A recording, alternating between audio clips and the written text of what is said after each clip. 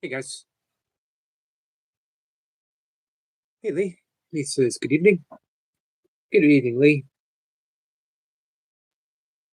How are you? This is Monday.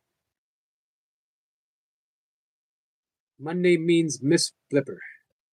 Miracle Monday miracles with Miss Blipper. Apologies, guys. Hey Kat. I just sent the link to Miss Blipper, and hopefully, I did not see her this morning, so I hope she remembers. It's okay if she doesn't. There are no hard and set rules. There she is.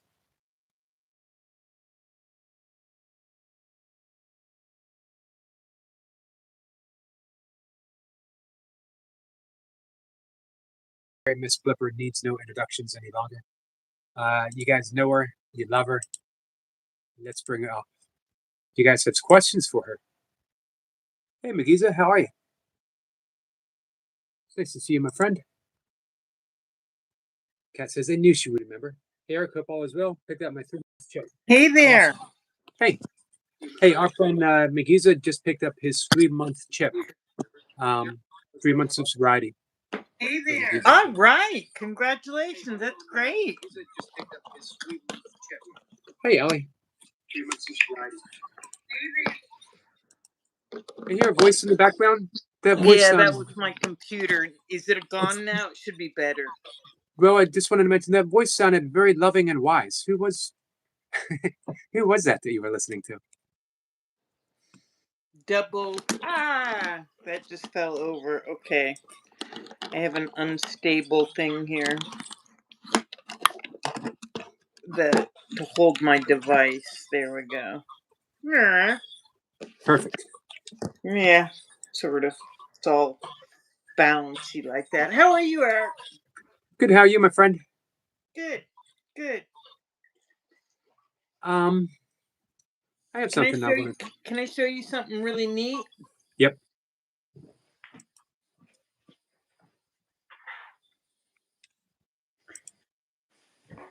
Hey, Marlon. Hey, Adam. This is the world's tiniest lemon orchard. Oh, wow. So each of those is a lemon tree? Yep. You know, they say, and What? someone else paraphrased this with exercising. The best time to plant a tree 20 years ago, the second best time is right now. I love growing things from seed. It's like just fun. I've grown cherry trees, apple trees, lemon trees. Kat Something says, I like cool. to do. What does Kat say? She says, cool. Yay. She brought up Findhorn the other day. I don't remember the context, but have you ever heard of Findhorn, this community in Scotland? Oh, yeah. Matt, they wrote a couple books. It's in The Secret Life of Plants, and it's in The Magic of Findhorn is another book. Anyway, so my Aunt Dorothy, she died like a year ago, but she was 100, so she was really up there. But she used to meditate and connect with plant spirits, and the plants would tell her what they wanted, what to do, and they started like growing these ginormous cabbages and vegetables in this very remote place in Scotland where nothing really grew, that it was really arid, and people from all over the world went there, scientists, to try to figure out what was going on. Talking to plant spirits while you meditate. Yeah. I'm Facebook friends with David Sprengler, who is one of the founders of Findhorn. Yeah, they're also the caddies. I met Peter Caddy, who the husband of Eileen Caddy. So there were 3 of them in a trailer when it all began. Dorothy, my aunt, and this couple, Peter and Eileen Caddy, and their kids. Yeah, it's pretty amazing to consider. And I've always loved that communication with plant spirits. with elementals, and just all of life participating. You and me both. You and me both, for real. I I have an idea, and I don't even know where I got it actually. But I somehow it came through to me once upon a time that the plants, the trees, and how responsive they are. It's like they just want to make happy. You know, they really do. They're just like there to make happy. Like that's their whole goal. You know, if it's to give you food, if it's to give you shade, if it's to give you oxygen, if it's they're real Um, givers. Yeah. they are. Um, I'm often asked about, as a vegan, plant-based diet, uh, you feel bad about eating animals. Why don't you feel bad about eating plants? And I mentioned the same thing because plants give, and they continue by their very giving. Yep. Plants wish to be consumed because they are their eternal energy recycled and recycled and recycled, Hmm. uh, and that's the Hmm. big difference. Hmm. Not that Another I another really beautiful little tidbit that you'll appreciate. So, because there are these very interesting synchronicities in life sometimes, um, purely by chance, this very elderly man, I mean, he was in his 90s, but he kind of stood out, moved up onto my street, like, you know, a block away from where I am. And I could tell that he was a foreigner, that he wasn't Italian. So it's like something in my head went bing. Anyway, he was Peter Tompkins, who wrote The Secret Life of uh Plants, and he had written other books. So he knew my aunt Dorothy, and he had written other books, and one of the books was called Secrets of the Soil, about the dirt. And again, his genre was just to go all over the world and find these places where interesting things were happening. Well, what they discovered was when land had been depleted because they put up pesticides, there were no more bugs, so there were no more birds, and they kept growing the same crops, and the land would get depleted. What they ended up doing was putting large speakers on poles in the middle of the field and putting bird sounds out of the speakers because they've learned that the actual bird song makes helps the trees grow, like it jingles their nerves, their tree plant nerves. It's all working together. um, I have his That's son's books on the shelf back here. Uh, whose son, Peter Tompkins. yes, I'm trying to think. Ptolemy. Yes, Ptolemy. Ptolemy. Hmm. Yep. Who has pretty much continued the tradition. Hmm. Um, and have you heard of Rupert Sheldrake? Yes, yes. His son is the same. Merlin Sheldrake has written a Hmm. wonderful book on fungi, mushrooms. Oh, cool. Really awesome. Yep. Fungi. So, Kat asked if we could start off the day with a deep dive into the fishbowl of imperatives. Absolutely. Also, because last week, Adam and Squirrel Sniper, both percolated fish and Squirrel Sniper, um, were both had asked for something from the fishbowl, and I couldn't type fast enough before the thing ended. So we'll get that done right away. Take care of the fishbowl of imperatives. So, Kat, here we go, dear.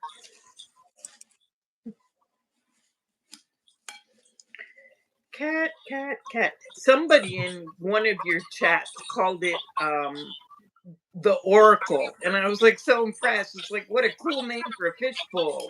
It is. It's a good name for a channel too. Yeah, not bad. I never thought of it that way. I just always thought of it as a fishbowl of imperatives. All right, Cat. This one says, wish that heaven be given you instead of hell, and every bolt and barrier that seems to hold the door securely barred and locked will merely fall away and disappear. So, wish that heaven be given you instead of hell. That's it. It is. So how do we do that? I think if I was to say what I think it is kind of a permission for truth. You know, a lot of the time, I mean, I can't say for Kat or anyone else. I know in my experience that I've made a lot of mistakes thinking I could tell the world how to be and what to do in the universe. And instead, I think there already is a truth. And to just be lay out that invitation. Right. Hey, we have a question right off the bat that I was wondering if you could address. Our friend Heart Matters. Heart Matters is a very bright, very scientifically minded All right. young man. But he asked, can you intentionally generate miracles? Can you intentionally generate miracles? Well, again, I think you studied even the principles of miracles more than I did. I don't know the answer to that question because I followed the idea that they are not miracles are not supposed to be of our conscious choice, you know, because then they can be kind of misaligned. Right. Can you quickly, for Heart Matters, define when we talk about miracles, and of course miracles, we are not saying manifesting fish and loaves or turning water into wine. Right. No, this is not, like you said, The Secret. This is not about, Parking spaces. obtaining well, parking spaces. I might make an exception for parking spaces. I believe that there are angels for parking spaces. Okay. It's a real big problem in Rome. Oh, and if you're going to have angels, they're certainly going to be hanging out in Rome. Yeah. Lots of, thankfully those nuns keep busy. Kat says, I think, yes, intentionally working, brain training, is working towards miracles. It's a lovely way of looking at it. And it is a lovely way of looking at it. So let's clear up right off the bat for Heart Matters that a miracle, hey, Maddie, a miracle is a shift in perception that we are asking, can we see the world? Can we see each other through the lens of the Holy Spirit and not through the perspective of the ego? So it's a very simple miracle, but not necessarily an easy one, which is where Kat comes up with the brain training. We have been convinced that our perspective is true because it's our perspective and because we share it with others, and that there's no other way of seeing the world. Yeah, definitely. I like the shift in perspective thing because without that, we can just be kind of spinning our wheels in a fear cycle. And we do. Until, as the Course says, our tolerance for pain may be high, but it's not without limits. Yeah. It's funny. Go ahead. No, it's going to ask you in the principles of miracles, isn't there one that says something about love, like all acts of love are miraculous in their truest sense or something? Yes. Mm-hmm. It also says miracles are our birthright, because our perspective isn't our birthright. Mm-hmm. They're natural. It says that miracles are natural. Yes. And when one doesn't occur, it's unnatural. Mm-hmm. I would agree with that. Kind of gets back to the birds and the lemons. Yeah. And I've actually have happily gotten to the point. It's not a instantaneous thing, but it is a continuous thing that when I find myself caught up in any fear-based thinking, I can ask for that miracle. And It might be at that moment. It might be an hour later. It might be a day later. It might be a week later, and it might not stick all at once. But at least I'm asking. And I know that with that asking comes the miracle. I will have that shift in perspective. Yeah, it's great to learn that there are alternatives to our nightmares. Yes. So guys, keep asking some questions. Is Percolated still around? Would he like me to get him something from the Fishbowl? He asked last time and I didn't have time to. Adam, do you need a deep dive into the fishbowl? Heart Matter says, when you say change of perspective, do you mean more permanent beliefs or ideas? Actually, letting go of beliefs and ideas. Can you be specific to a single issue? Where you're seeing some event through the eyes of a different person? Yes, although not so much through the lens of a different person as through the lens of the Holy Spirit. Because you don't want to shift perspective to see it the way someone else is. You don't want to share a delusion. We're already doing that.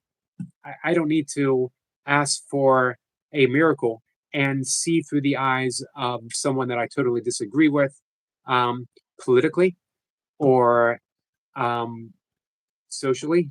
You know what I mean? I'm not asking to see the way this person is seeing. I'm asking to see how the Holy Spirit sees, which is right. And to remember that the Holy Spirit is inside you, right, and can give you that response. But it's not the Holy. It's like you're a part of the Holy Spirit, and the Holy Spirit's a part of you. It's not a separate being, and right. it's not other And being. I want to mention that to Heart Matters again, who is very scientifically minded, but very open minded too. Cool. That we're not talking about an entity, Holy Spirit. We're not talking about so much the Holy Trinity presentation of the Holy Spirit. We're, as Ms.Blipper likes to say, universal inspiration. Woohoo! Yep. Or our highest perspective. Because as you mentioned last week, the Holy Spirit is every much of an illusion as the ego is, but it's a very useful illusion to help us see past illusions in general. I don't think of the Holy Spirit actually. I guess, yeah. I think of the Holy Spirit as a helper. It's like a type of consciousness that can offer corrections where we might not be able to get to those corrections on our own. Right. Adam does want a imperative. Before we pull one out, let me one more question from Heart Matters. If you think you're seeing through the eyes of the Holy Spirit, that would be the Holy Spirit, but not a Holy Spirit, as he put, because it's not a Holy Spirit for me and a Holy Spirit for Ms.Blipper and a Holy Spirit for Kat, a Holy Spirit for Heart Matters. It is the Holy Spirit. And it's that we have one mind that is shared by all of us. So if we have one mind, then we are sharing collectively. The Holy Spirit is actually the voice of God that pierces through the illusion, through the dream, to guide us back home. So anything that is reinforcing a belief that keeps us trapped within the dream, keeps us trapped within an illusion, keeps us trapped in a world of perspective, is not the voice of the Holy Spirit. It's the voice of the ego masquerading as a holier version of itself. That if the Holy Spirit says to you, yes, you are right, and that person is wrong, and they deserve to suffer, you pretty much know you're not listening to them. Yeah. Yes. Yeah. I like to think that the Holy Spirit is, or I like to consider the Holy Spirit is very consistent. Consistently on track on returning our hearts, our minds, our souls to a loving place.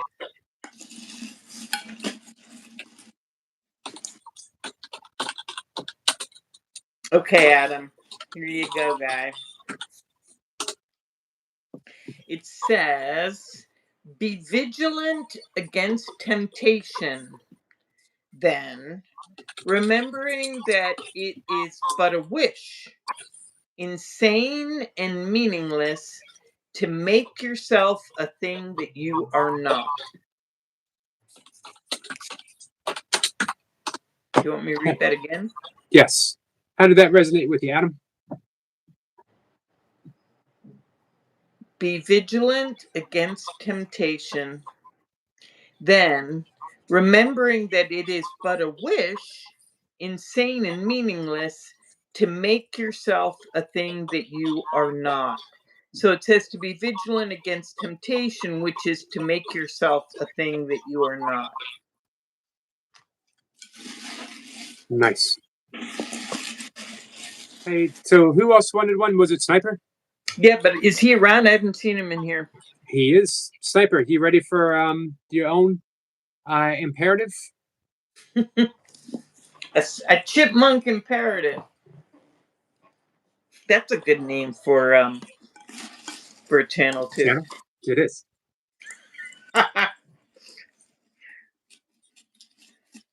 I see that Sissy's here. Hi, Sissy. Oh, and the Miracle Empress would like one too. Okay. Chipmunk says, offer the Holy Spirit a resting place where you will rest in Him. I like it. We have two more. We have two more requests. You've started something big here. I'm happy because, like, every time I take an imperative out of the fishbowl, it's one less imperative in the fishbowl. Eventually, I'll have emptied the fishbowl, and I can, at Start that over. point, I can get a fish or something. So you guys are helping Ms.Blipper get an actual fish. So the Miracle Empress would like one, and Sissy would like one as well. Okay. We'll do Miracle Empress. Is that her name? Yep, that's her name. Miracle Empress. That's a really neat name. And it says, yours says, seek not yourself in symbols.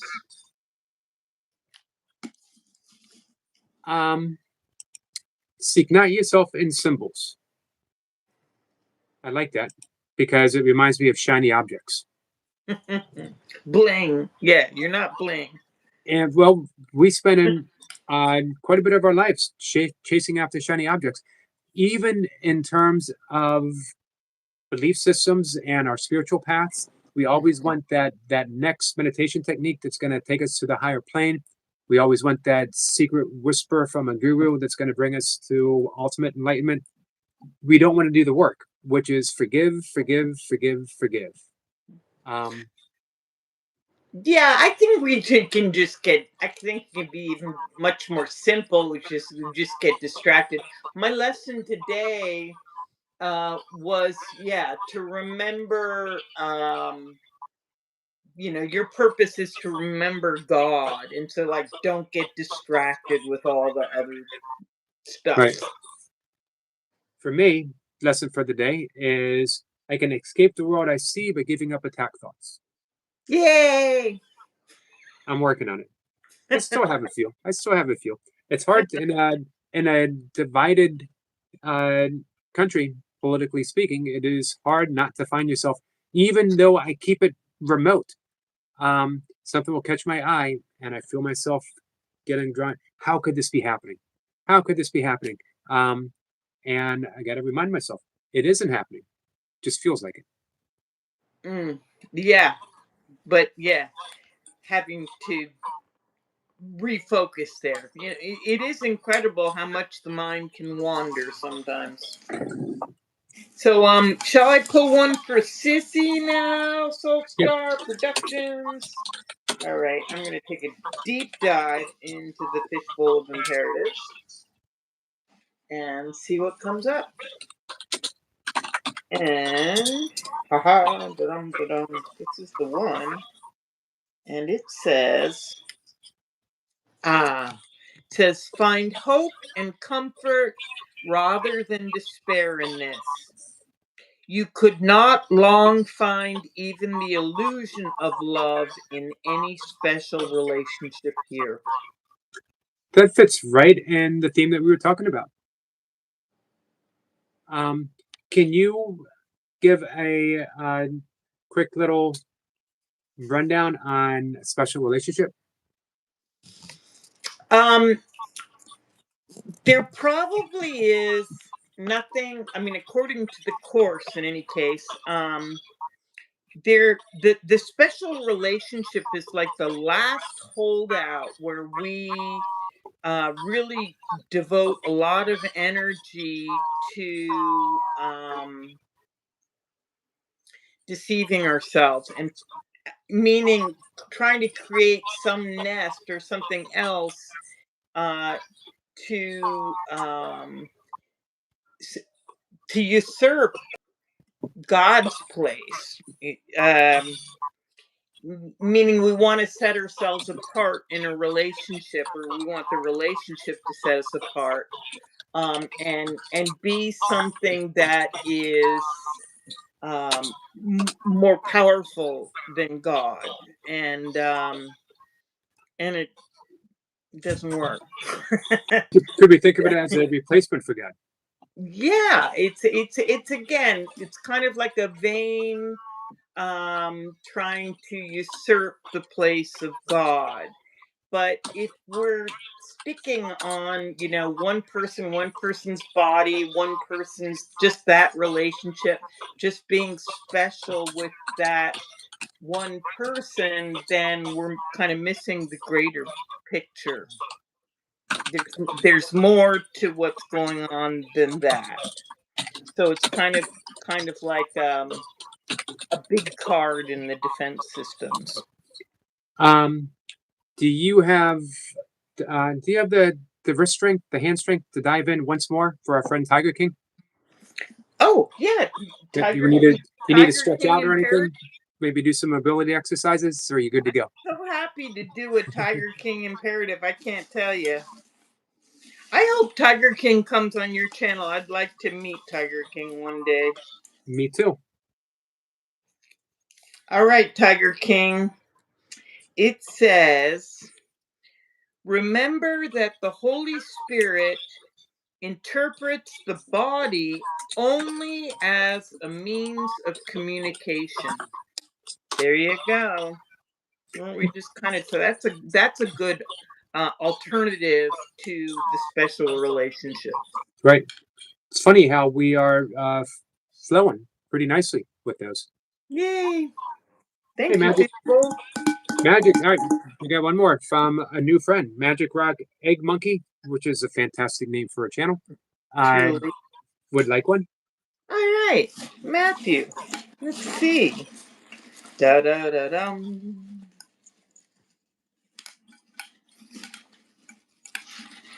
I never imagined that these imperatives could travel so far.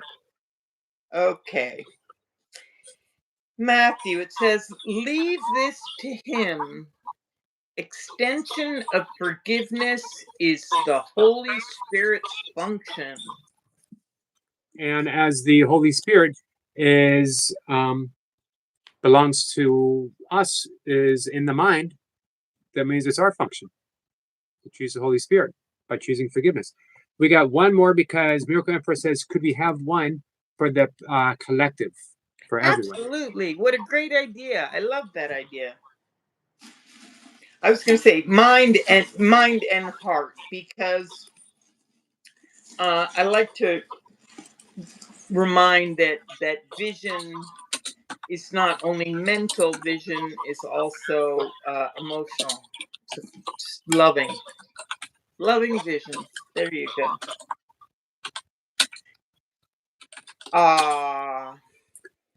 This one reminds me of you, Yogi. You ready? I'm ready. It says, be still and listen. Forget the dismal lessons that you learned about this Son of God who calls to you. Nice. Beautiful.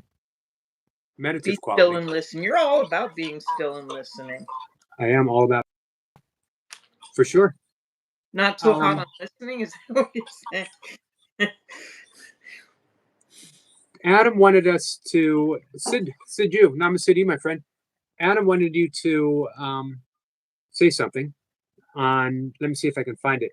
One thing Heart Matter says: are all miracles individual, or can groups experience them? And it's an interesting question. I think all miracles are individual and they are experienced as a whole, as we proceed. That, as the Course says, do not seek to change the world, but seek to change how you see the world. That we are individually asking for miracles so that we can collectively experience the miracle of awakening. I was going to say, as far as I'm concerned, all worthwhile things are shared. Nice. And I was just thinking about this morning. Ideas leave not their source, and meaning that a miracle, the idea of a miracle, is experienced by everyone, because there's the mind. I don't know the word that Adam has asked you to talk about. What let me see if I can find it. Can he type it? Because I don't even, let me go back down to the bottom because I don't know the word. Let's see what it says. I see where he said Sid, but what's Hi, the Rebecca. word?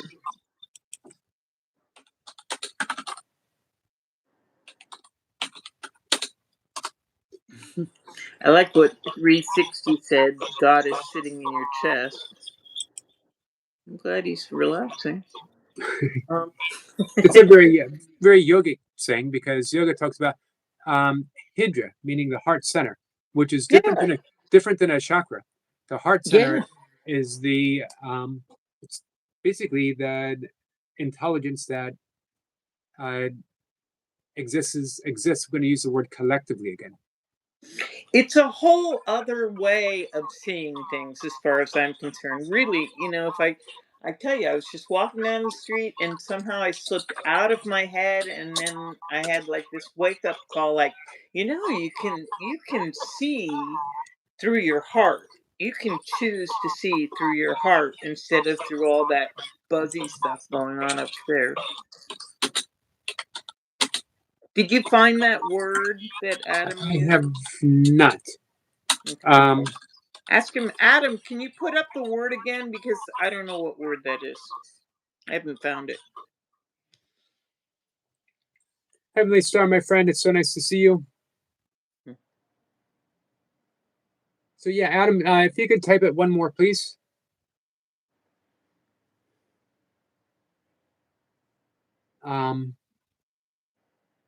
If I see Adam. I'm no Hindu Sid. That's fun. Yes, because I had yogi as my title, if I was Hindu. I'm going to turn my light on just a second because it's getting sundown here.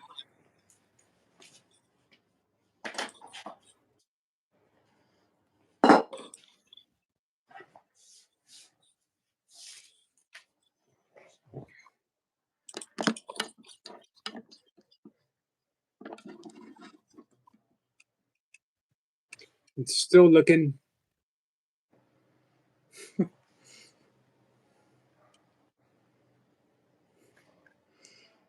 Oh well, if you can type it again, that would be awesome. No worries. Heart matters. I would suggest leaps of faith. That's a beautiful suggestion, Miracle Empress.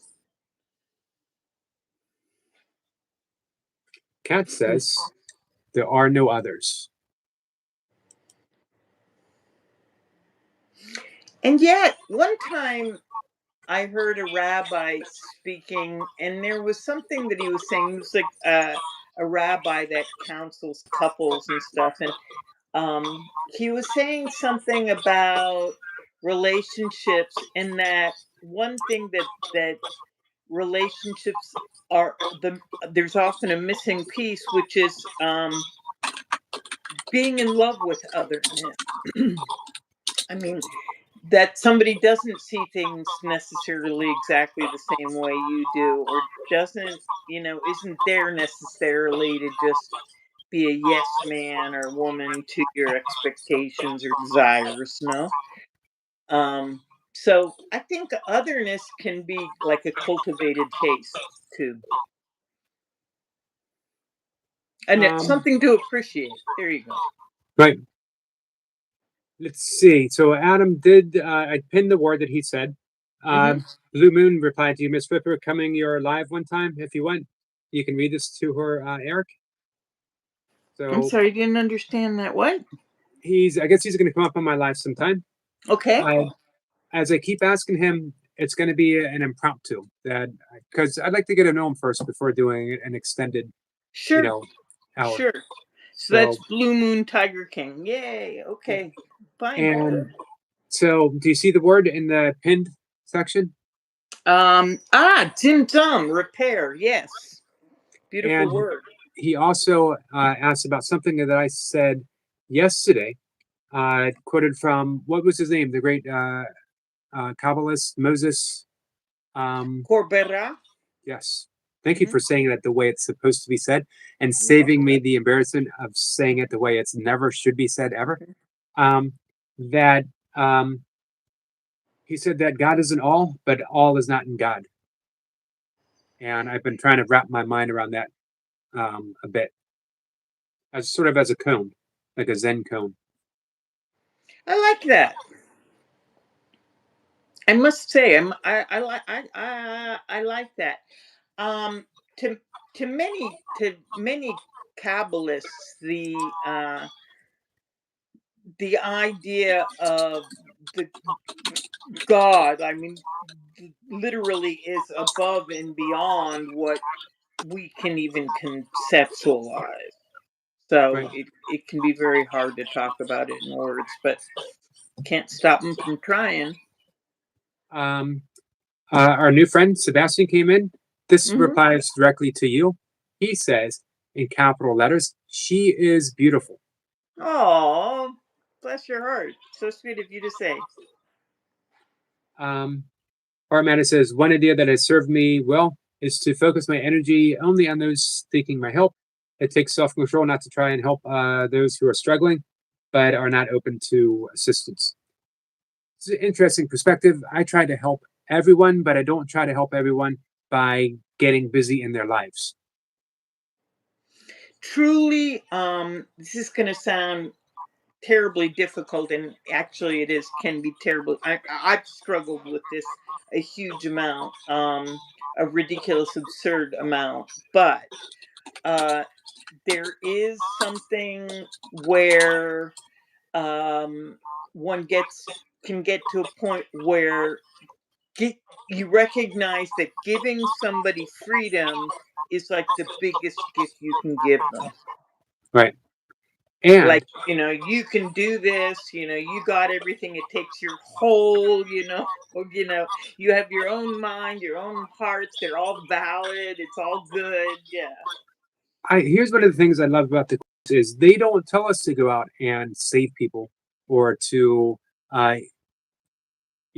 we're not meant to be evangelical about Convincing the course. anybody of anything. Yeah. We don't have to say to someone, "I forgive you." Everything is done on the level of the heart. Everything is done on the level of the mind. That we're very busy. I am very busy saving the world, and no one even knows it. You would think I'd get a thank you every once in a while, right?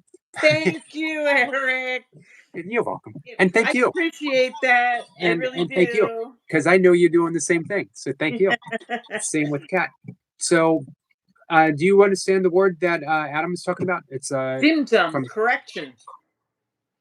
And that correction. would be something. I mean, that is it's a Hebrew Kabbalistic term, and it means correction, and it is kind of the repair of the places in our souls, basically, where correction can take place. And it's and it can be looked at many different ways. I mean, you could look at that individually, but you could look at that collectively. You could look at that geopolitically. You could look at that nationally, internationally, Right. all different levels. So I actually had something I wanted to talk to you about today, Eric, which was what? 1 second, because Miracle, sorry, Tiger King says he wanted me to say if he can come up on your live sometime. I don't have a live. I haven't even made my first video yet. I'm still working on, like, I'm at the point where I walk around and look at things and like, maybe I could do a video of this, or how do I turn my phone around, and do I really need to cut and paste, and do I need a program or not? I haven't gotten there yet. But you could most certainly come on my live if I had one, but I don't. Not There you yet. go. Kat says, and this is why we should support Yogi with membership. Much appreciated. YouTube is my job. It is my job. We'll see if I can get a promotion. Yeah. I do think of Kat. The other day I was walking down in the Vatican near St. Peter's, and I was again kind of looking at the scenery and going, "Oh, is this what would Kat like a video of this? Like, would you like a walk along the river, or would you prefer more of the Vatican, or would you, like to be in the center?" But I like to pay. I'm gonna have a friend who's gonna be here in a couple of days, so maybe she'll help me out with the tech stuff. As we know, I'm like a real Me too. tech slowpoke. Yeah. So, do you wanted to Ask you a me? question. I Yes. did. I did. I would like. There's a part in the teacher's manual, and I don't know if it might be under the section about kind of learning to trust the truth or whatever. No, it's about honesty. There you go. It's about honesty. And this came up for me a little bit earlier as we were speaking. It's like I guess the thing that I see in the course is you just try stuff out, and but you'll see when things are on and when they're sincere, and when they're not. Eventually that just, because you can't really fake it, the ACIM stuff, in my opinion. So what I was looking at was the whole idea of alignment. Like, does it ever happen to you that, does it ever occur to your mind that, wouldn't it be great if, spirit and mind and emotions and the physical were all aligned? Do you think of that as important? No, only because it there's been occasions, it's like the state of flow, where it does happen, but I can never make it happen. Because if I try, I'm just gonna mess it up. Okay. I'm gonna throw it even more out of alignment. But does it ever occur to you, for example, that maybe spirit is saying one thing and your heart is saying another, or your mind is saying another? Did you ever stumble upon conflict there? It's an interesting question.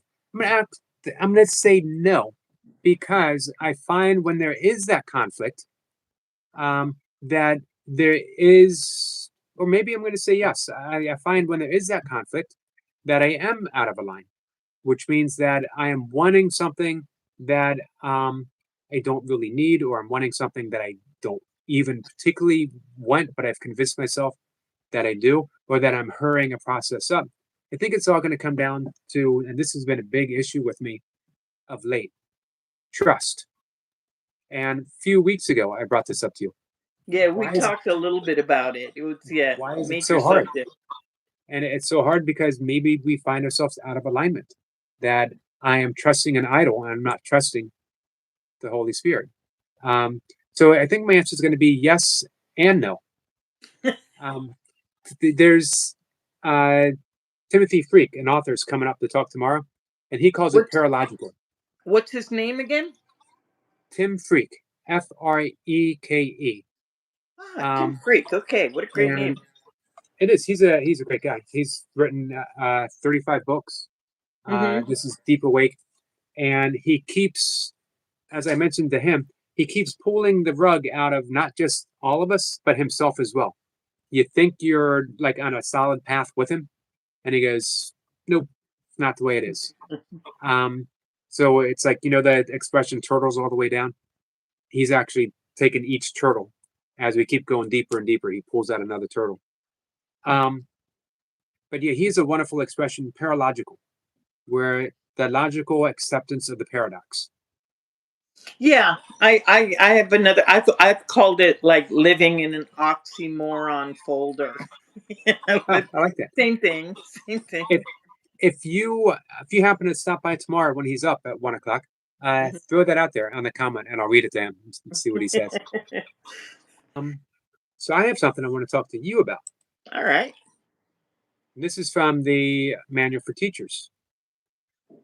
This is what I read this morning. How is judgment relinquished? Wow. Okay. Well, you read about it this morning. I did not. How is judgment relinquished? I think we just have to. For me personally, it's like make an invitation. Like I might note that it's there. Like I'm judging something here. It happened to me this morning. I was judging something at somebody and something. And then again, is this, maybe ask myself, is this really what I want? And it's like, nah, Right. hand it over. Funny how we or is this how I really want to see the world? Is this really how I want to see this person? If I get a sense of smug satisfaction seeing someone, I know I don't really want to see that, because smugness has never brought me extended happiness. It just brings me smugness. And it truly true. I dislike using the word ugly, but it feels ugly to walk away from any encounter with that sense of smugness that I've insisted upon my opinion to the point of making someone else feel bad. Or, I can't ever recall walking away with this sense of being smug on my insistence with ever feeling good about myself. However, every time I walk away from an encounter with a loving and accepting heart, even not having to believe, I don't have to accept someone's opinion as my own, but I didn't insist upon making someone wrong. Right. So when I let go of those judgments, and in the Manual for Teachers, it really says we don't relinquish our judgments. We turn them over to the Holy Spirit, which only has one judgment, which is basically, am I loving? Am I extending love? If we're not, anything that is a judgment outside of extending love is of the ego, and we never battle the ego. We just choose a better teacher. Yeah. One thing that the course does say that is very closely related, and it says it in a few different places actually, is kind of the gentle reminder to let the Holy Spirit choose God for you. Like it kind of acknowledges that we're not the best directors. Another place where it says, what does it say? It says, kind of resign as your own teacher. There you go. Same sort of idea. Let's see. Kat had said, way up above, that she would love to see Ms.Blipper. I'm so excited. So she'd love to see you doing a live stream, setting things up. Well, I don't think I can do live stream. I don't think I have enough followers to do a live stream yet. I'll have to do a couple videos first, and then maybe I'll get a live stream, one step at a time. You'll get them. As soon as you announce that that you actually want to do something with the channel, you'll get them no problem. Because and everyone that hangs out with us will most certainly subscribe to you. You've been a good friend to so many people, and I don't know if you realize how you've sort of slid into our lives in a very meaningful and loving way, and it's deeply appreciated. That's so kind. Likewise. Likewise. No, I'm always happily appreciative. I don't know how to say it. I don't know a better way to say it, but I'm always amazed by this community of people in your live streams, but in also live streams, the people who visit, your live streams, the cousin live streams. Um, I'm always just very impressed that there's a loving community out there. I mean, that seems to me a miracle. I Really. agree. And the more I think about it, I think that is the best way to measure um, my own YouTube success. You know, that um, if if my channel ended right now, um, Good. and yeah, and the only thing that happened was that we had these conversations with all these beautiful people. What an amazing Exactly. thing! People were sharing joy. People were sharing love. People had positive, enthusiastic curiosities about love, about spirit, about sharing, about community. No, for me, that's remarkable. Um, Kat says we were meant to find each other, Ms.Blipper. Do you know my nickname for Yogi? No, I do not know your nickname for Yogi Cat. What is Rupert. Laughing out loud. It's a Seth reference. it? Okay, Rupert. Um, I think of you definitely, and so many other people, a gift from the algorithms. That because I have no idea how you found me. You showed Yeah, it up on a was morning it live stream. really was. It was just something.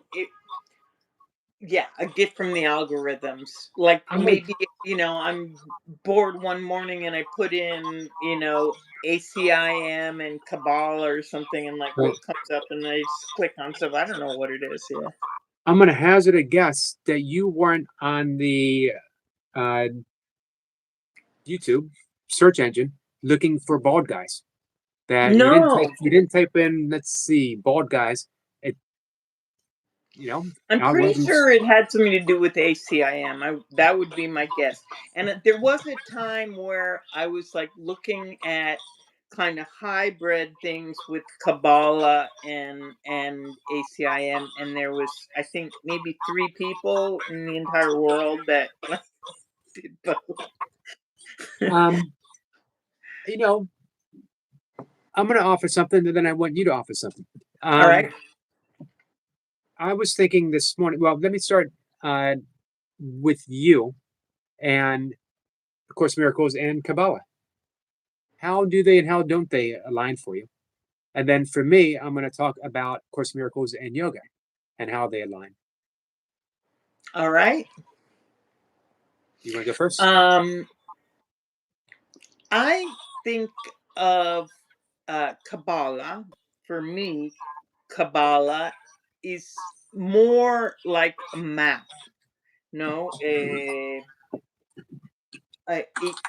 Kabbalah offers me vocabulary and ideas that let me map out the soul in different ways. Um, that is interesting and helpful to me. And Zimzum back to Adam in a cleansing sort of way. Whereas I find that the Course in Miracles for me can be very devotional and very practical. Like offers me kind of practical ways to approach my day and approach people and situations.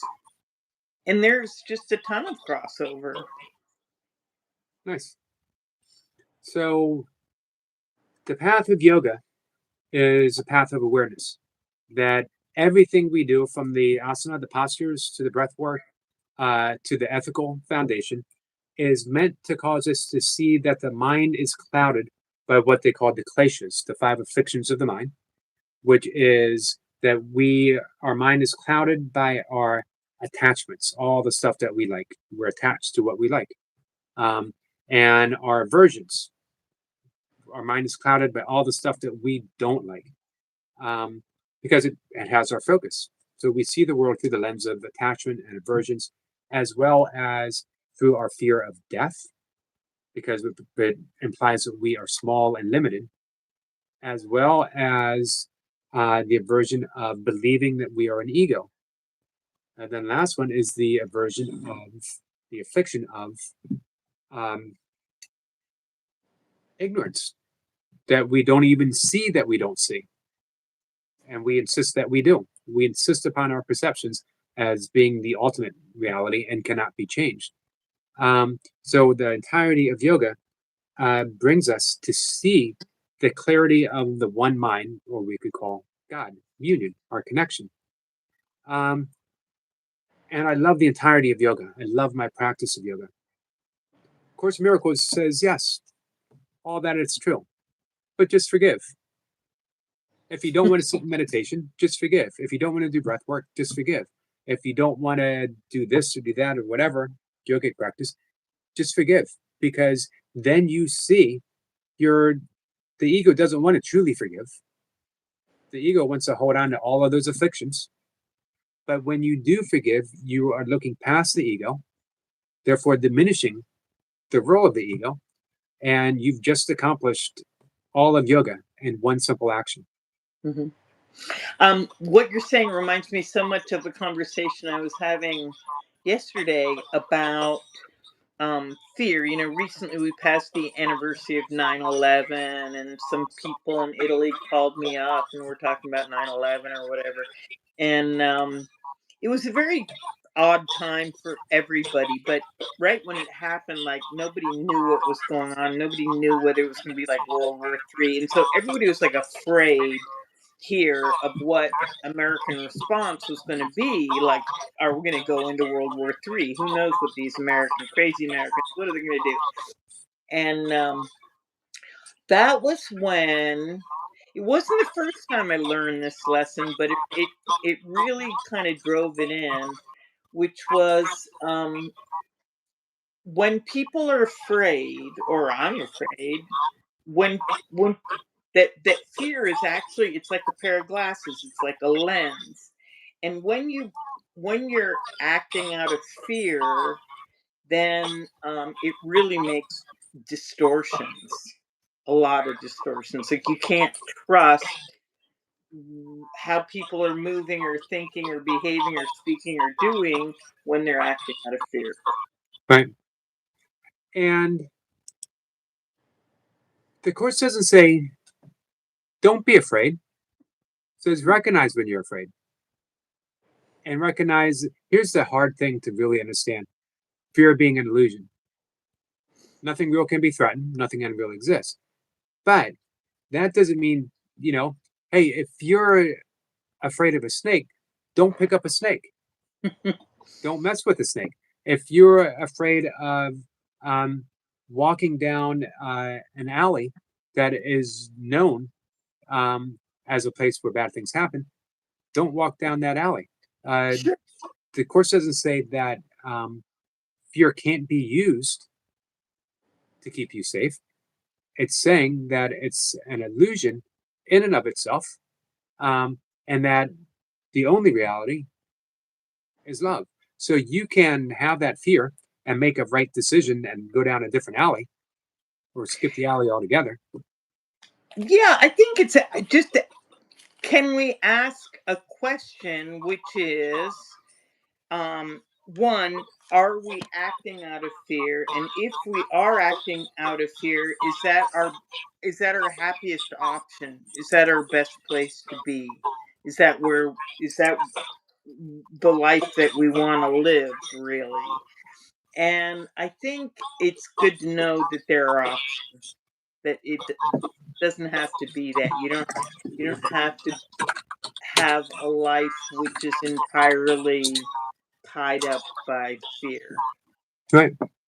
Can you read the pin comment? Adam had a question for you. I'm trying to see. I just see, thank you, cara. Greetings, cara. Cara means dear in Italian. So it's pinned. Hi, If you cara. can you see the pin comment? No. What does it say? Can Ms.Blipper explain insof, i.e. Einsof. No, I can't explain Einsof. That would be. I would love to be able to explain Einsof, but it's. How about a synopsis? In short, Einsof would be truly the collective unity. It's the Godhead. Ein Toph is the Godhead. Hey, we don't often talk about manifesting. We don't often talk about manifesting. Yes. Okay. If you were to use Kabbalah as a means of manifesting, how would you go about doing that? Actually, very similar to the things that are in the course, meaning kind of looking where I have where my ideas are and where my alignment is, and can that be clarified, rectified, improved, corrected, and again, in invitation, like wanting to be consistent in all the levels of my soul. Nice. Another question for you from Adam. Not much Adam's a got a lot of question. questions today, Adam. He does. Not so much a question as he's curious. Okay. Your Carbachon necklace. Did I say that right? This one. It's just a bead my daughter gave me. It's like a glass African bead.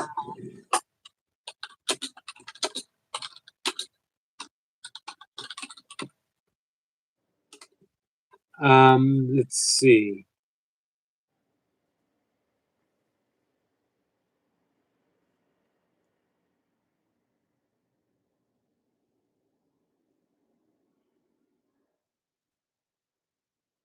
Very sorry. I got a little lost here. Oh, wow. Squirrel has said something really incredible. Because fear blocks your paramagnetic, diamagnetic, and ferromagnetic sensors, stopping you from using your intuition. I love that. That's like, it's knocking down your spidey sense. Gotta polish those antennae. Nice.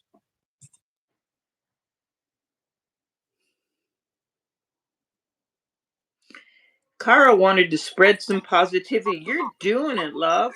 Hope your day is as wonderful as you are. Remember, you matter. Stay amazing. How lovely is that? It is. You know what? Dear lights. That's what the name means. Kara Lucci means like dear lights. Can you imagine someone waking up or just deciding on a whim, you know what? I'm going to head out on the internet and do something good. I'm going to make someone feel good. Yeah, bring it in. An amazing thing to do. Joy spreading. Because we so often get the opposite. Now, there's a perfect example of, are you choosing the ego or are you choosing the Holy Spirit? I want to go on someone's live stream and cause some trouble. Just want to get a reaction. Or troll. You want to troll. Right. Or, hey, I just want to make someone feel good. Yeah, I know. It's almost like a reverse of things, you know? Hey, Preem. Preem says, love from India. Another very nice gesture. Ah, thank you, Preem. Love from Italy. Preem. Just cat. So I think in a few minutes we'll wrap things up. You want to know something? We Yeah. started almost right away. And, we didn't, there was no preamble into it. An hour flies by with you. Wow, it really did fly today. Um, to me, that means, Ms.Blipper, you were on point. Gotta love when that happens. There's a Preem says, song. Do you know the song, If I Had the Wings of a Dove? I don't know that song. It says, If I had the wings of a dove, I would fly. But since I have no wings, I'm going to sing, sing, sing, sing. I like that. Not only did we get to cover a whole lot in an hour, we got part of a song. We got our first karaoke experience with Little pinch, little pinch. Miss Blipper. And maybe, I don't know, maybe more to come. We've switched karaoke to Saturdays, and I've gotten a co-host. Big Al is going to come up, and Wow. he's going to help me co-host the show. We'll sing separately and apart, and then when someone else wants to sing, Big Al will jump back into the chat, and that person will come up, and then Big Al will come back up, and we'll continue co-hosting together. See, the only song I've got to sing is a song. It would have to be sung before you have your morning porridge. What would be the song? It's a song called "Think About Your Troubles," and it's by Harry Nielsen, and it's Oh, from the animated cartoon The Point. I will look for that. I'm a big fan of Harry Nielsen. Yeah. Um, Well, he wrote. Do you know The Point?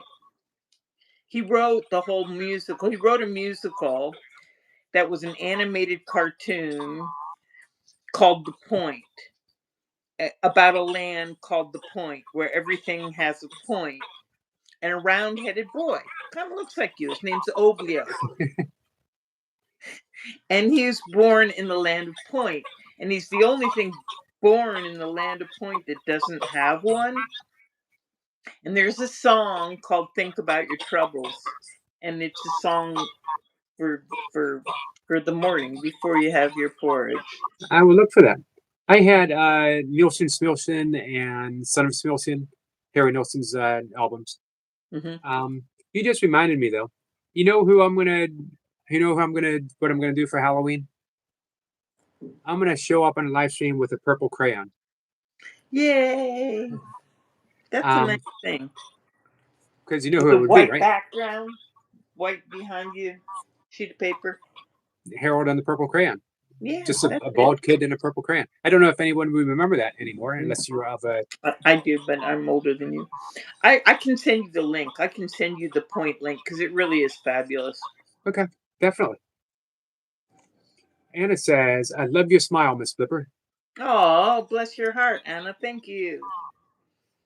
And Adam says the same thing. It says, "I love Miss Blipper's smile too, Anna. I Oh. also like it when she winks at the camera that she's trying to read something either way." Look at all these imperatives. I have a whole can of worms of imperatives today. Look at them all. Here you go. All these imperatives. Well, Look at them all. Alejandro said, "Hi, appreciate that, my friend." I'm sorry, Ellie. Ellie says it's hot in the hospital. Sending prayers, my friend. Ooh. Hey, Darren. Alejandro. We get a smile from Sissy. Thank you, Sissy. I love going to Sissy's channel. I like seeing you there. Good energy. She is very much discussing and has been sharing the A New Earth, Eckhart Tolle, which is a very important book. Yes. Eckhart Tolle was and is still considered himself a student of A Course in Miracles. Absolutely. Quotes it very often, and he talks about the pain body. On Friday, my friend Tom Thompson is coming up, and he's the founder of the Awakened Heart Center. He is, I'm just a yogi, but he's like the yogi's yogi of all yogis. I'm He very has excited about that. When's he coming on? Friday. Friday at 1. Okay. He is sat at the feet of many um, uh, modern yogic masters with lineage dating back centuries. He's had some deep awakened experiences.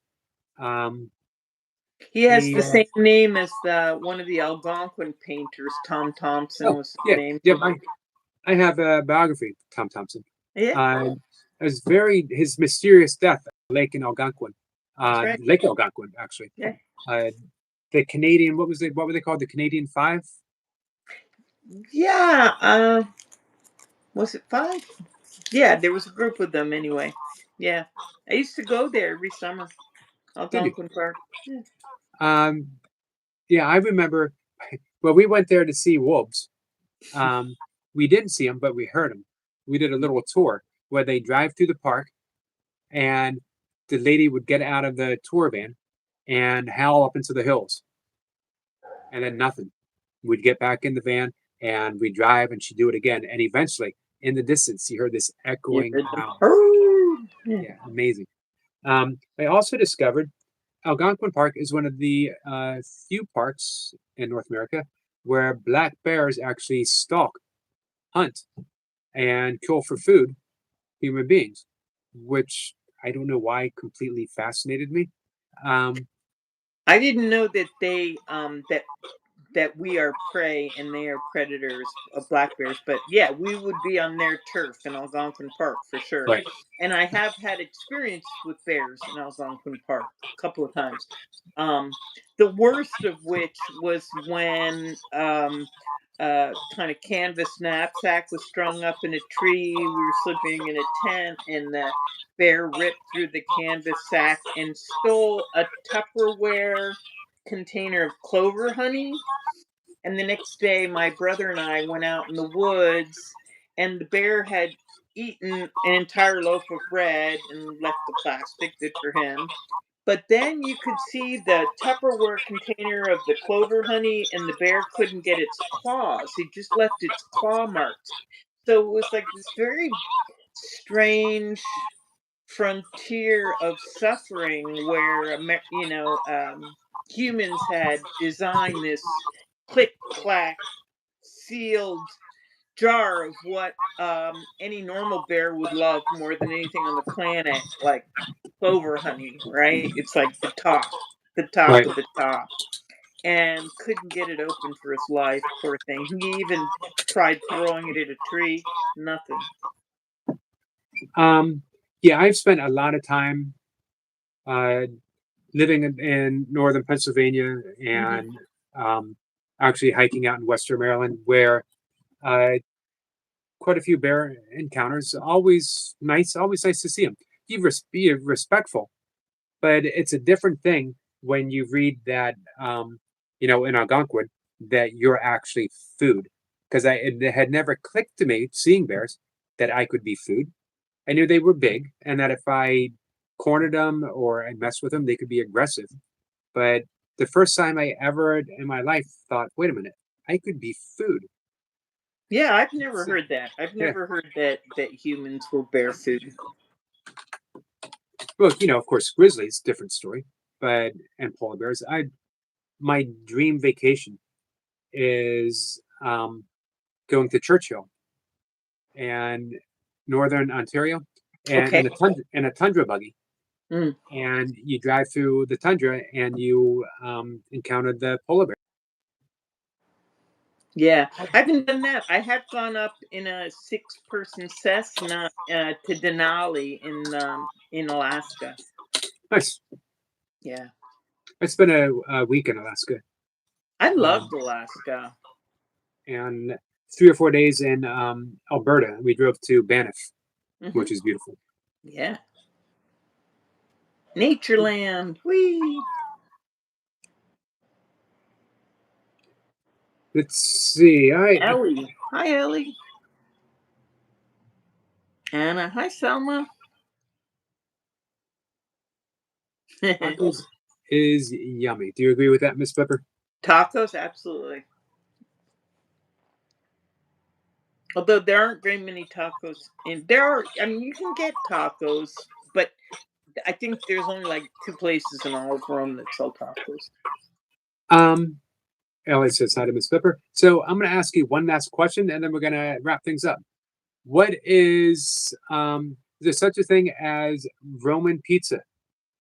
Absolutely. In And fact, is it there's different? more than just Roman pizza. There is an ongoing forever conflict between Naples pizza and Roman pizza and which one is better, because everybody from Naples swears that Naples pizza is better and Romans swear that their pizza is better. So which one Pizza is better? here is, I prefer Roman because Roman pizza is flat.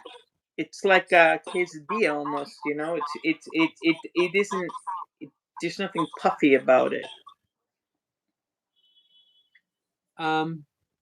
Yeah, it never interesting to think about pizza in Rome. It never.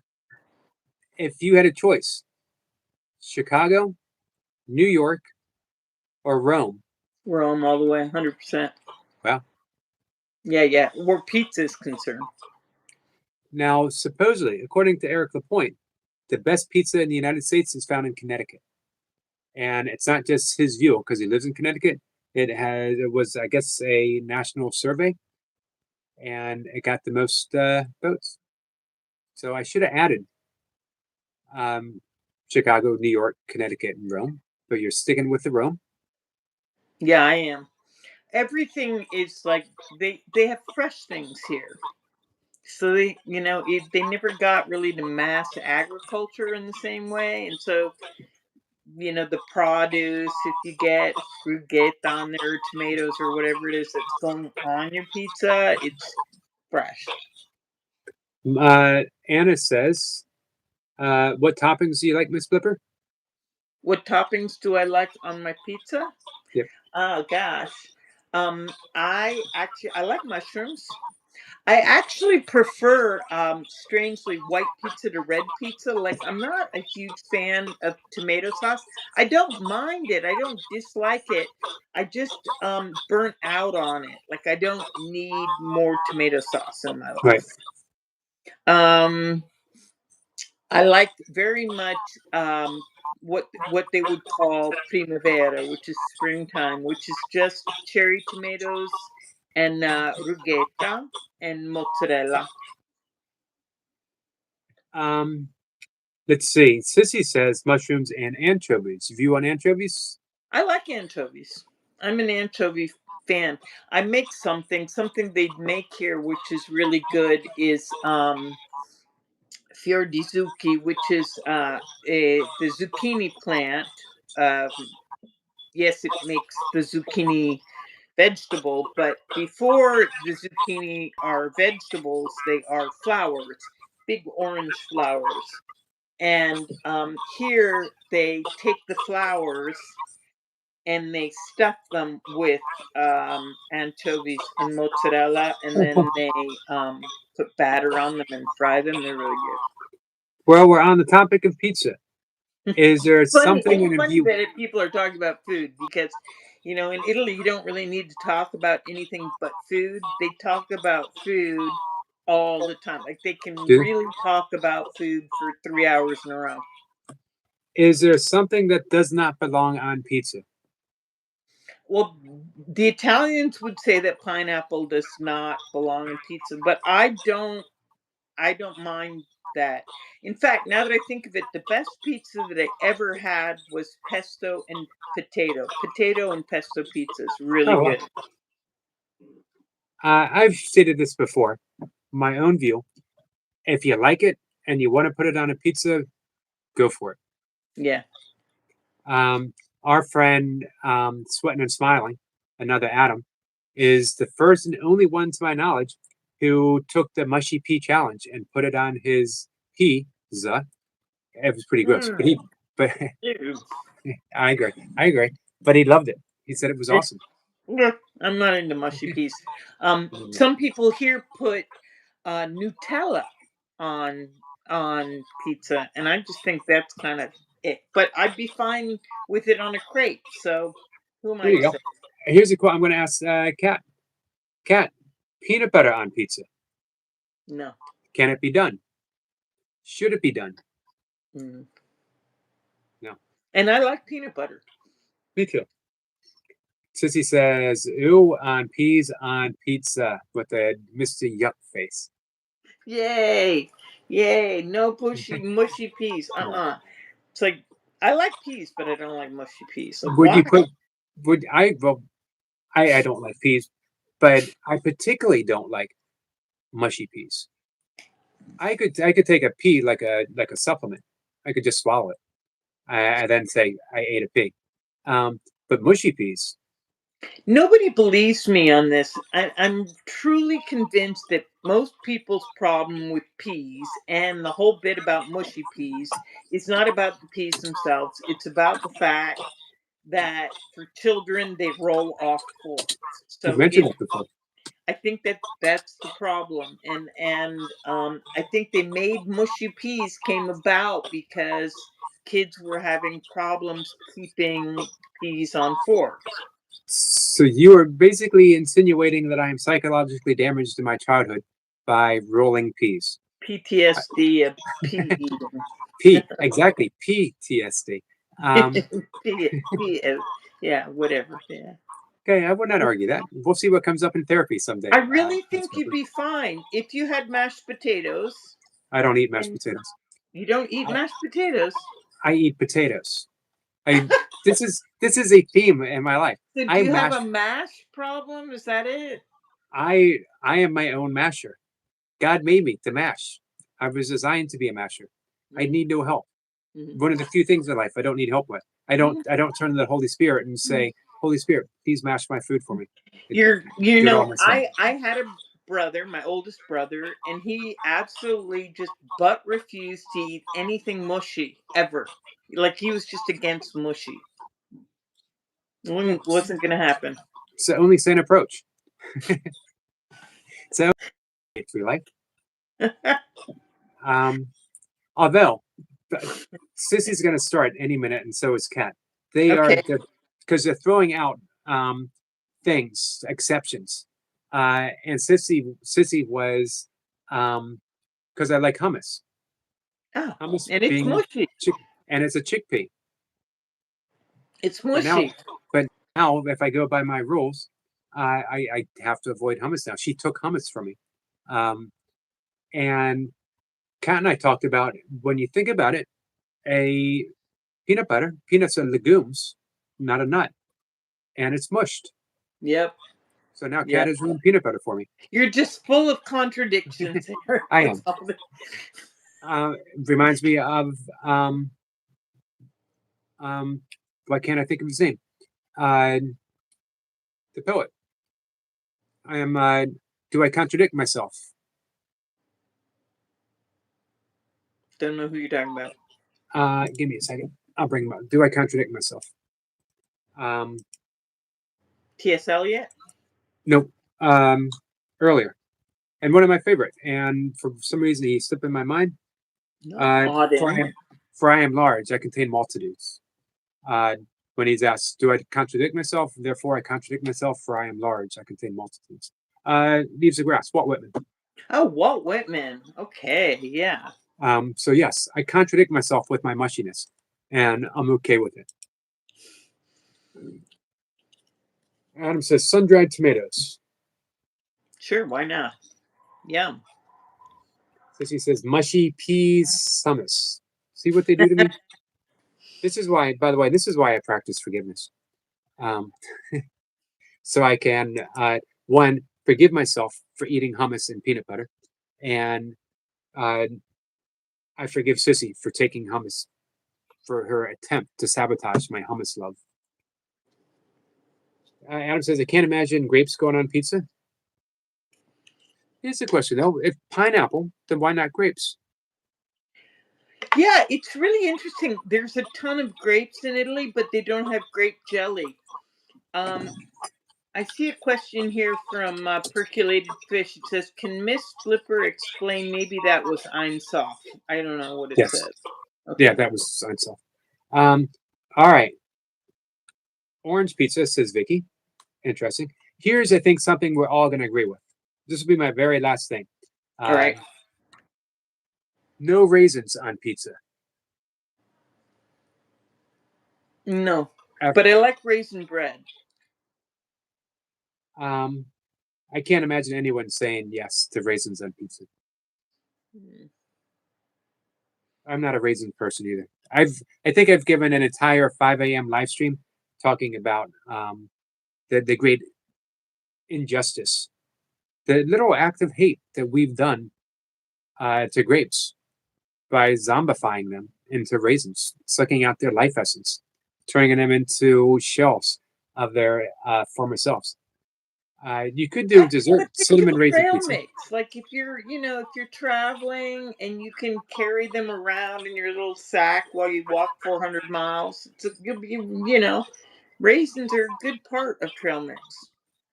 My trail mix does not come with raisins because I spend an inordinate amount of time picking out the raisins before I take them on my trail.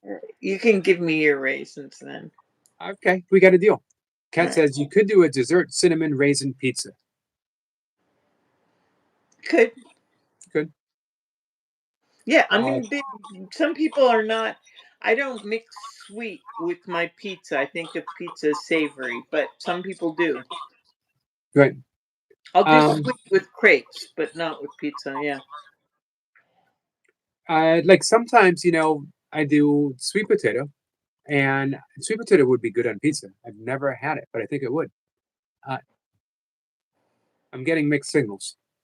I don't know. I don't know. I'd try it. I'd try it. I like the thought of the contrast of sweet and something a little spicy. Or salty, sweet and salty, a little sweet and salty. Right. I like that too. Kat says you need to open your definition of pizza. Do you guys eat better leaf? In the ghetto in Rome, talking about open definitions of pizza, the ghetto is the old Jewish district in Rome, and it's where the Jews were kept during World War II. And historical, I mean, it's interesting. The Jews have been in Rome since before Jesus, so they've been here like 2,250 years or something. Yeah, they've been here a long time. But they have something that they sell, which is like a fruit cake. It's like a fruit bar almost, and it's called pizza. So it's just like this kind of crusty bread with raisins and dried fruit and apricots and whatnot, nuts. Sissy Fruit and nut says bar pizza. hot honey is good on pizza. Adam says, what about black-eyed peas? In my opinion, black-eyed peas are just peas that have offended someone. Kat says sweet potato crust sounds interesting. Yeah, actually that does. Yeah, and sweet potato crust would be good. All right. Boy, we've covered a lot. We've covered Kabbalah and yoga and Course in Miracles and all things pizza. Yeah. I mean, when you want to talk food in Italy, like I said, I mean, there's lots to say. But it is kind of you might call it like a religion here. They're religious about, it very much is a part of their cultural identity. I like that. So as I mentioned, I got some awesome people coming up this week. I look forward to that. But you want to know? I was going to say next week. I have like I said, my friend is coming out. Jay, a friend of mine that I know from San Francisco. I've known her for ages and ages. An old roommate of mine from way back when. And the last time I saw her was 9/11. So next week, I'm sorry everybody, but I've got to skip next because I don't know where I'll be. I mean, I don't know if I'll be in Rome. I might be in Siena. I might be somewhere else. I don't know. Right. Understood. And one thing I was going to say with some of the interesting people coming up, that I hold you as one of my all-time favorite parts of the week, Oh, that's such a and lovely having thing you to come up. say. And as I'm reading, oh, did you ever say you read Disappearance of the Universe or The Disappearing Universe, Gary Renard? Yes. Um, Ages ago, though. Like, there's a possibility in November or December that he's going to come up. wow. And he said I could interview him for his new book that will be coming. Neat. Although I don't know if I'm an actual interviewer. I just like talking to friends. Is the way Yeah, I I do. think, yeah. Gary Renard can just speak. I mean, he goes and he speaks all over the place. So Right. somebody can do that. Um, Well, so you don't have to become Oprah. Don't worry. Yeah. I really like where my channel it might be going. If I continue ahead, if I can continue. But Mondays with Ms.Blipper is a fixed entity. As long as Oh, you want to, as long as you want to come up, because I absolutely love the time I spend with you. lovely. I'm really learning a lot. I know it doesn't seem like it, but actually I'm very introverted. I'm a very shy person on my own, so I'm really not used to like appearing anywhere. So it's very much a growth experience for me, learning and growth. Funny, we were just talking about that with Kat and I, being Hmm. shy, because I've always Yeah. been a very naturally shy person. Yeah. But I'm sure some people might think but you're up here talking 3 times a day about any ridiculous thing that comes into your mind with zero filter. But that was relatively new. I never thought when I decided to go live that I would have anything to say. I did it as a favor for someone, and uh, something something came out, and I've done it every single day since I did that favor for that guy. That's So amazing. Well, you've really got a wonderful, very supportive community happening here, and I just think it's lovely. I really do. um, thank you for being part of it. Thank you for being an essential You. part of it. I'm looking at Vicky's comment. What do you think about caramel marinara sauce instead of tomato? Don't know. I don't know anything about it. Neither do I. Interesting, though. Hmm. Kat says, "We will miss you, Miss Flipper. Have a great time. We will miss you." All right. Well, yeah. I'm sorry, but yeah, just next week, just next Monday, then I'll be back. Sure. Awesome. Miss Flipper, we're going to sign off. Thank you so much. Thank you. Love you, Bye, my friend. everybody. Bye, Much guys. I'll love. see you at 5:25. No one coming up. Nothing special. Just hanging out. Come on by, Okay. and we'll continue talking about whatever.